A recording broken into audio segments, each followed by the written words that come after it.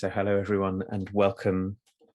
We are here again. This is Lizzie and Justin from Thirdspace for another week of our unfolding turning towards life conversation. And Lizzie, it's so good to be in your presence again. And welcome everyone. However it is that you're joining us, you might be on a podcast or on YouTube or live with us on Facebook, or who knows where or when you're listening. You're so welcome to be with us. It's always a joy to begin this conversation. Lizzie, I think we say it in one way or another every week. But also I was reflecting today as I was on my way back this morning, ready for our conversation. I was thinking, it's been almost 5 years that we've been in this conversation. And I still begin every week feeling like it's really new. Yeah. And I sort of do, and I don't know what to do. And I love that feeling. I love that feeling of it being ordinary, but also not ordinary, and certainly not like rote or humdrum or predictable or something like that. So I'm feeling very grateful for you and for us and for everyone this morning that we can keep on doing something that stays really alive and sort of in one way really safe, and in the other way really on the edge of things all the time. I love it that you say that, Justin. I totally feel the same, but I didn't know I felt that till you said it. Like, it always feels exciting to me. So no, I've never thought, oh God, I've never thought that. Never thought, oh God, I've got to do turning towards life. Like, it's just never happened. And with most of the things that happens with, you know, no matter what it is, there's always something. But this doesn't feel like that. It feels, whenever you tell me the time or the number of episodes, I always feel shocked because it feels like about number 3 or something. Because it really does have a quality of brand newness inside of it, because we're doing something different every time in terms of the source and where the conversation leads. And there must be threads and themes and all of the commonalities between the conversations that maybe other people can hear and feel better than we can. But I always feel new in it and ready and alert and not knowing what's coming. So I'm really grateful that you said that. And I'm also especially grateful today because we have this lovely source from my extraordinarily excellent sister. And I'm lucky enough to have a proper poet as a sister, as well as many other things she is. And this poem came, by the way, I'm just having a moment of realizing just how disheveled I was last week, Justin, because I'd completely overslept and completely forgotten about my whole life, basically, because we were on holiday. And yeah, I got the weekly email. By the way, everybody, you can sign up to receive this weekly in your email box if it's easier that way. And I receive it because I need it too. And I looked at it and there's like a screenshot of us. And I feel like I literally had just got out of bed. So I'm just slightly amused at myself because I actually did have a shower and did my normal things before I got here. I'm having a moment of realizing how disheveled I was last week. So anyway, if you're listening for the first time this week, go back last week and you can see just how disheveled I am and how I can't really see anything because the sun is so bright and my organization is clearly lacking. Anyway, I'm just laughing at myself about that. But while we were there, Holly, my sister, sent me this poem, and she was in Scotland, I think. Well, I know she was in Scotland at the time. I was just wondering whether she'd sent it when she got home, but I think she was still there at the time, near to the river where she was sitting, where she wrote this. And I know the river. And I felt so kind of breathed back into, in terms of life flowing back through me again when I read it. So I wanted to bring it for us here and see where it led us in this conversation, Justin. So I want to just say thank you to Holly for being a person who sits there while she's in her life in any moment and bringing this to the world by writing a poem. So here we go. It's called Soft Again. Soft again. I am determined not to let these bold, feathery trees, with their fancy display of greens and wind blowing gently through their branches, pull me back from the swirling thoughts in my head. And this sunshine will not thaw the brittleness of my heart in this moment.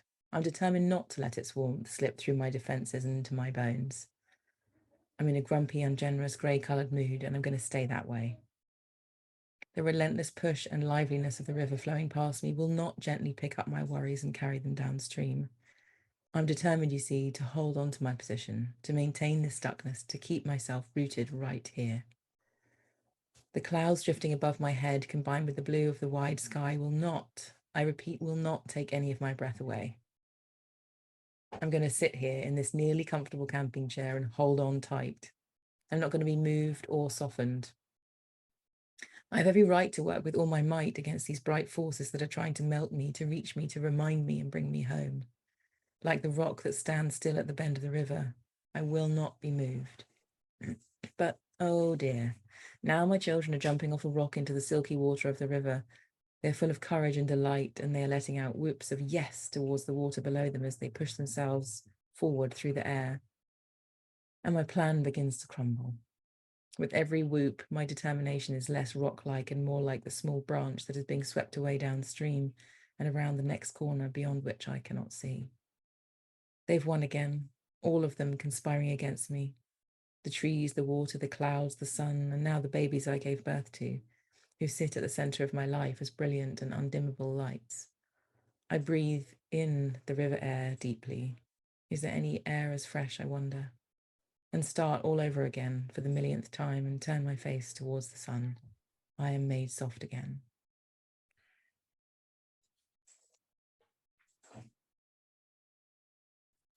Thank you, Lizzie, and thank you, Holly. I'm going to read as well and just invite all of us to the sort of parallel process here of seeing if we can let ourselves be reached by Holly's words in exactly the way that Holly writes about being unreachable and then being reachable. And maybe it's a moment to say that if you're listening and you want to see the sources, you can always find them in the podcast notes, but you can also find them on our website, turningtowards.life, which is where you'll also be able to see Lizzie and I if you're a podcast listener. So Lizzie, if you want to, anyone wants to see you in your dishevelment from last week and in the glorious sunshine, one of the places to go is to go to turningtowards.life, and that's also where you can sign up for the emails, where you always get a picture of us every week. So, and you'll get this source emailed to you as every source emailed to you as well, early on in the week every week if you want it that way. So this is called Soft Again. I'm determined not to let these bold feathery trees with their fancy display of greens and wind blowing gently through their branches pull me back from all the swirling thoughts in my head. And this sunshine will not thaw the brittleness of my heart in this moment. I am determined not to let its warmth slip through my defences and into my bones. I'm in a grumpy, ungenerous, grey-coloured mood, and I'm going to stay that way. The relentless push and liveliness of the river flowing past me will not gently pick up my worries and carry them downstream. I am determined, you see, to hold on to my position, to maintain this stuckness, to keep myself rooted right here. The clouds drifting above my head, combined with the blue of the wide sky, will not, I repeat, will not take any of my breath away. I'm going to sit here in this newly comfortable camping chair and hold on tight. I am not going to be moved or softened. I have every right to work with all my might against these bright forces that are trying to melt me, to reach me, to remind me and bring me home. Like the rock that stands still at the bend of the river, I will not be moved. But, oh dear, now my children are jumping off a rock into the silky water of the river. They're full of courage and delight, and they are letting out whoops of yes towards the water below them as they push themselves forward through the air, and my plan begins to crumble. With every whoop, my determination is less rock-like and more like the small branch that is being swept away downstream and around the next corner beyond which I cannot see. They've won again, all of them conspiring against me, the trees, the water, the clouds, the sun, and now the babies I gave birth to who sit at the center of my life as brilliant and undimmable lights. I breathe in the river air deeply. Is there any air as fresh, I wonder, and start all over again for the millionth time and turn my face towards the sun. I am made soft again. Thanks, Justin. As you were reading, I was feeling the familiarity of my determination to not let things affect me, not let things reach me. And there's a little kind of smirk that comes across my face of like, oh yeah, someone can see, someone can see my kind of that moodiness of I'm entitled to this mood. Thank you very much. You can't, nothing is going to take this away from me. It feels very familiar to me. I had a day like that yesterday where there was very little willingness to let things touch me. And of course, then I have a little gorgeous 2, nearly 3-year-old in my house who asks me to play Connect 4. And then I go, oh, there's one place I just can't resist, which is her. But mostly yesterday was really miserable and uncomfortable and unenjoyable, and I was determined to stay that way. So I'm feeling really seen by Holly's words in the determination part, being determined to stay the way that I am. And there's some kind of indignation about my moods anyway, of like, no, this is what needs to be here, and maybe it does. And of course, at some point, this beginning again for the millionth time has to happen, and it's just a question of time. This softening, that of course doesn't mean everything's okay, but it's not so, I'm not so positional, I'm not so stuck in my place. So I'm really appreciating the way that she talks about the determination to not let life itself come, and how we have the capacity to do that. We have this talent as human beings to make decisions about our state. And of course, nature, as Holes is pointing out, and her gorgeous children are continually the invitation. They don't have moods. The tree doesn't decide that it's not going to be present for us today when the river doesn't stop flowing. And I'm really appreciating this way of saying how, we could be sitting at the river and be completely consuming the river or something, like it's here for me and I'm going to play with it or whatever. And actually this is a softening so that these beauties in the world can reach us, like really reach us.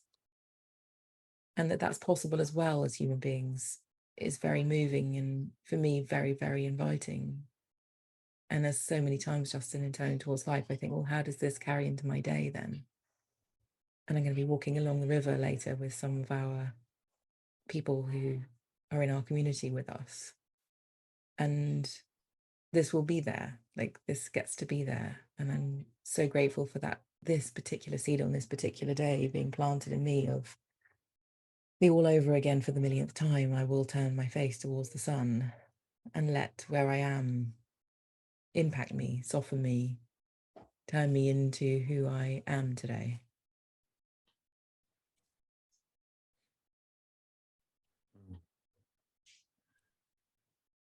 As I was listening to you, Lizzie,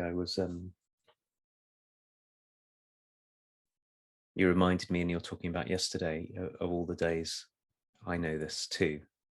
What Holly writes about is so familiar in my experience.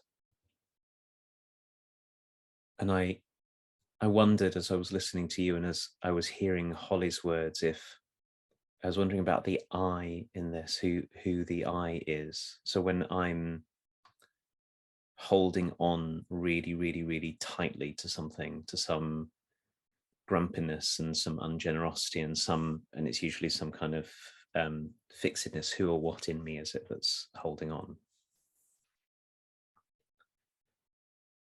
And there's a way in which there's something that in the way that Holly writes this that I really appreciated, that there is sometimes there's I really want to appreciate the parts of me that can really hold on to something, that can go in the face of everything that's around. That kind of capacity to go, no, I'm staying steadfast. Like there might be some truth in the thing that I'm holding on to. There might be something to be angry about or frustrated about, or to want to change, or maybe some hurt that needs protecting for a while, that's not ready to burst open. And if you think about all of the structures in nature which contain and protect, like chrysalises and cocoons, and maybe one part of this is honoring that there's a kind of protecting something inside us that sometimes is really genuinely called for. I really wanted to honor that. And I suppose I wanted to say that because, in a way, it's been a dynamic in my own life, has been coming to appreciate my own capacity to hold on, my own capacity to be what other people might call stubborn, but sometimes is actually sort of a resolute taking a stand that's got some depth and some wisdom to it. So there's that. I wanted that. And then there's all the ways that maybe in addition to that, maybe in a way that sort of extends it in an uncalled for way, or in a sometimes unhelpful way, there's the I'm going to hold on to this because I don't want to open myself to the vulnerability of really being touched by anything or anyone, or I don't want to admit that I was wrong. It's a big one for me.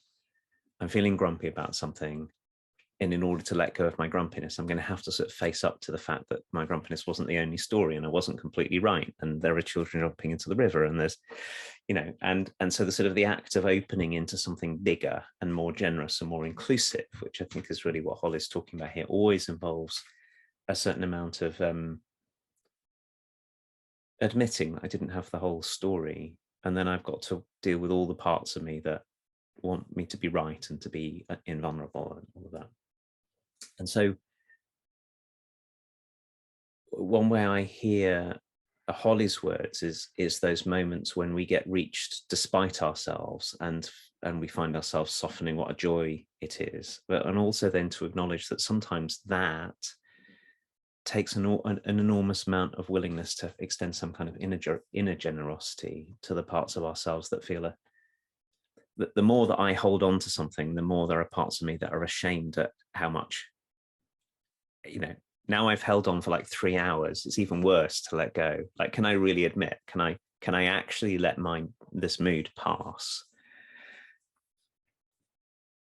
So I think maybe I'm sort of working this out whilst I speak. Maybe part of the dynamic of holding on sometimes is necessary, and sometimes we hold on because it's painful and tender to do the letting go and to facing all the parts of ourselves that are going to feel ashamed or afraid or uncertain when we do let go, and that contributes to holding on sometimes way longer than it's called for.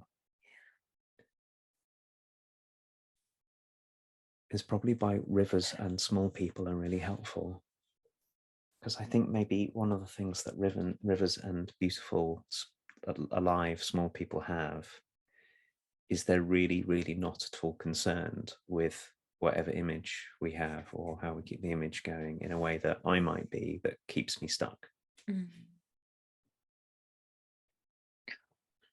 Justin, I feel really moved by the way that you're talking. And I think what it is for me is a kind of safety where the way we can be for one another, like the way you can be for me, or I can be for you, or we can be for our families or whoever else is in our realms, a place to come back to once we have been grumpy for 3 hours, like I suddenly feel like so grateful for the people who let me freak out for however long and are still there and open to me in my coming back in the roomness. And how beautiful and important that is. Because of course it's so easy to go like, well, if you're in that mood, I've got something to say about that too, which happens plenty of the time, which is kind of what an argument is made of in our house anyway. And there are some times when for one another we can do that thing where we say, there's a shenanigan going on here, I can see it, and I'm not going to dance the dance that the dancer might be inviting me.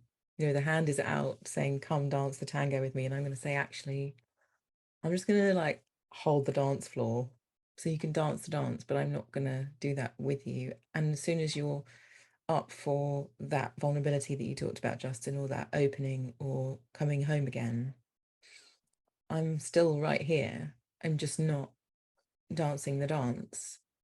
I'm just going to be present at the dance floor kind of thing. And it's so vulnerable coming back in the room again. You know, the feeling for me, like in my body, is like kind of my head, like you talked about shame. You know, you come back in the room again and it's like, oh goodness, I can kind of see now what was going on. And I couldn't see it then. But I really need to be welcome back. And I need that to feel safe. And I need, like, in order for me to come back at all, there has to be some safety in letting go the parts of me that were very, very present back then, but they're not here right now. And I can see that they were here and that they are part of me. And I don't particularly like that, but I want to come home again. Can you welcome me? It's so vulnerable, my goodness.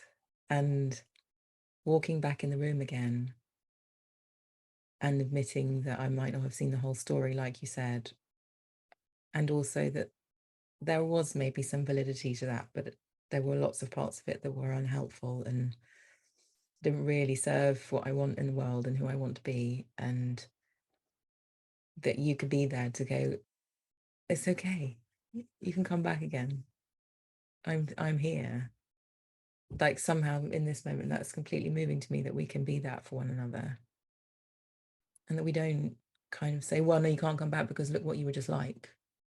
You know, we're gonna have to address that now, or we're gonna like to not keep it going and to reshame, but to say, come on back in. I know what that's like. And we don't need to, you know, to go over the coals or whatever the word is. You know, we don't need to rake it over. We can let that one go. Like what a relief and how safe that is, that that's possible between one another. To be this sunshine and to be this river and to be this children jumping off a rock that, as you say, it's not caught up with its own self-image, but it's also not caught up with mine either. like you can probably detect when I'm maintaining some righteousness or some self-image in me, and you can put that down when it's time for safe making. You know, you can just say, oh no, I can see that, but I know who you are, and I know and I feel who you are, and that's much bigger than whatever part just had a huge big dance around the dance floor. And we can just be safe together again.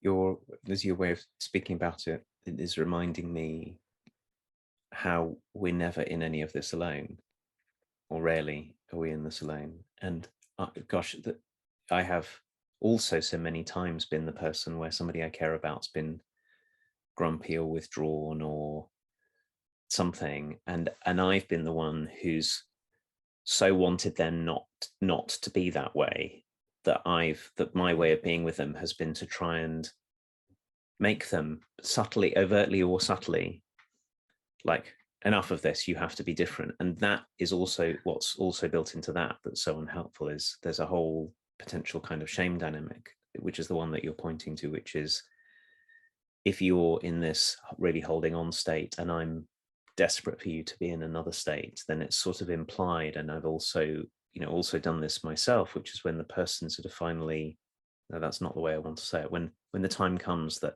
a softening and an opening comes in the other person, it's really easy to sort of hold a grudge.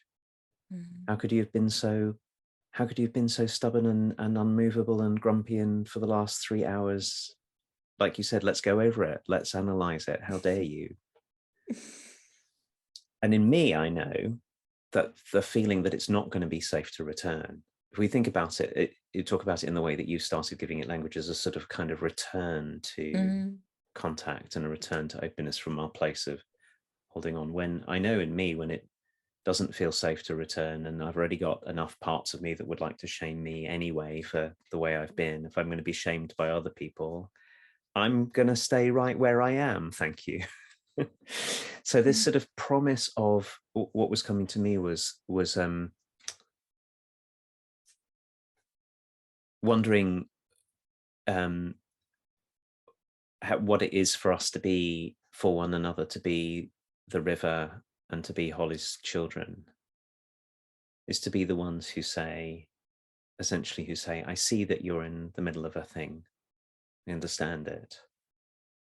And I may see that it's painful and unhelpful or all kinds of ways, but what I'm primarily going to do is to stand for a welcome of your return when it comes, and also a promise that when you return, yes, I will welcome your return, because that's what I longed for anyway, and it's probably what you longed for anyway, with a deep forgiveness to one another for being human and for inevitably being this way. And so can we, that calls on us to, like, it seems to me that the river particularly here doesn't demand. It's not saying, I'm looking at my watch, it's been 2.5 hours now, come on. The river just keeps on saying, I'm here, come, I'm here when you're ready, come. And then when we're ready, we get to return to the river. Can we be that stay in open-hearted invitation to one another as we move through joy and grief and rage and stubbornness and stuckness and confusion and whatever? Can we be the ones who are always welcoming of whatever is, but also welcoming of a possibility, without demanding it and without holding any kind of grudge or any kind of score to settle that you weren't the way that I wanted you to be, which is just another kind of fixedness. And then what we get to do, just to pick up what you were saying about dancing, is we get to not force one another into various kind of dances, but be ready to dance with one another in the ways that are available to us. And I think this is probably a good way of thinking about grief, and it's a good way of thinking about confusion, and it's a good way of thinking about all kinds of things that come through us, that we can help one another to be ready when we're ready. Yeah. Gosh. So I'm having a big experience in my body of like kind of an aching heart or something. I can feel a physical ache in me with the kind of longing that this is just what happens in the world. And I feel so fortunate to say that this is something that does happen in my life, that I freak out and I'm bonkers, and there's people waiting for me when I come home again, and they say hello, and they say, what was that like, and are you all right? And I'm so grateful for that, and I'm just feeling very, very kind of awakened by how crucial that feels, like you said, for the place that we return to be safe. Kind of takes my breath away, the importance of that, because I think we're just all quite bonkers lots of the time, really. I think having a personality and a body and we all, I think we're just all tending towards a bit of this bonkersness of losing contact with ourselves and our hearts and realness.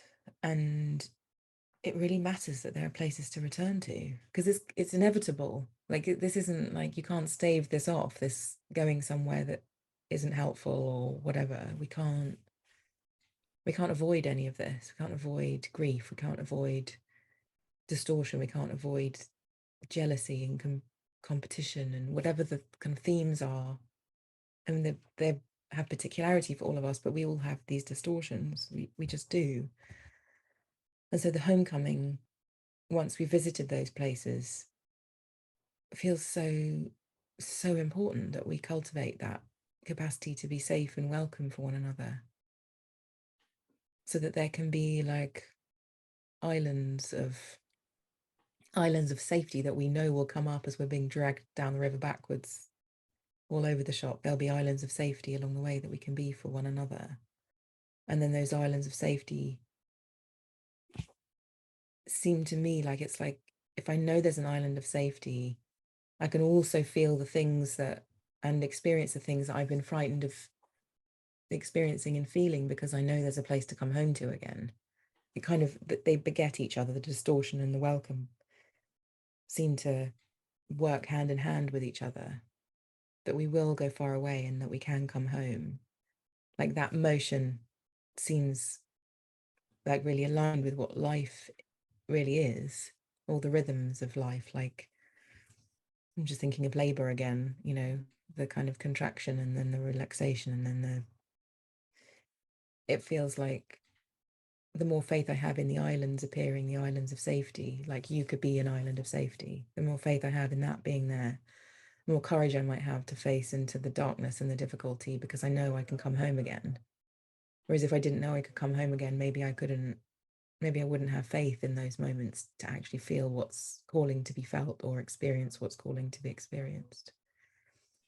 So I'm feeling really grateful that that's possible in human life, and also more accepting of that there will be distortion and there will be difficulty and there will be times where I go really far away from any kind of joy or sanity or groundedness, and that's really quite okay.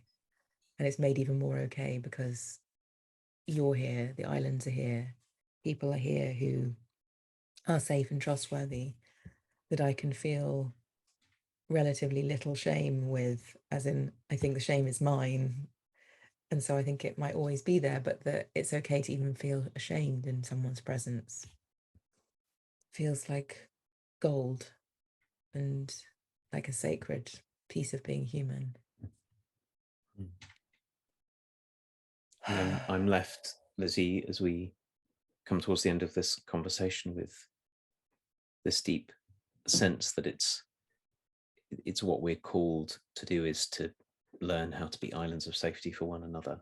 That's what we humans need. And that a big part of that is also learning how to create safety in ourselves. It's a sort of, they're not separate processes. We do it, we need to do it for one another, and we need to do it for ourselves. And it's not like one comes before or after the other. They're both deeply intertwined. Yeah.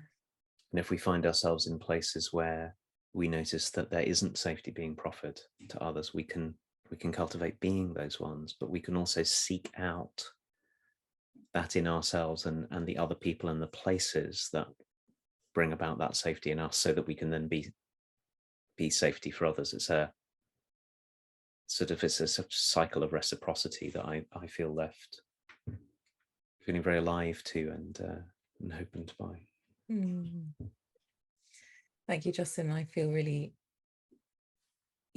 breathed into again by this conversation, and inspired and hopeful. I'm really, really grateful. And I want to appreciate how easy it is to be just genuinely here in this conversation. I'm really grateful for that. And as we go, I feel the deepening kind of happening, you know, and I'm really grateful for everybody participating, grateful for Holes. I think you're probably going to listen to this, Holly, and I know you listen at a different time than us going live. But when you listen, please know how grateful we are for your sparking off this particular conversation and probably 100 million other conversations with all of your poetry and all of the wonderfulness that you bring all over the world. And actually, if you're interested in more of Holly's poetry, you can find her on Instagram. Her Instagram thingamabob is Holly Holden Love, I think. So just search for Holly Holden Love. And that's probably the best way of finding all the links to the rest of the things that she does in the world. So thank you, Justin. Thank you, Holes. And thank you, everybody, for being with us. And we will see you next week again for a source, this time chosen by Justin. Bye, everyone.